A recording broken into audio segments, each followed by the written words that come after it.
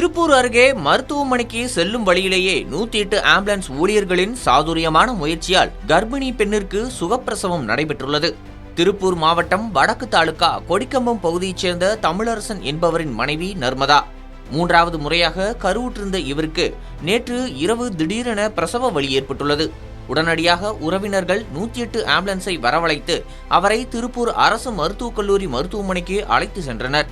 Ambulance தியாகி Kumaran colony அருகே சென்றபோது நர்மதாவுக்கு பனிக்குடம் உடைந்து குழந்தையின் தலை வெளியே வரத் தொடங்கியது.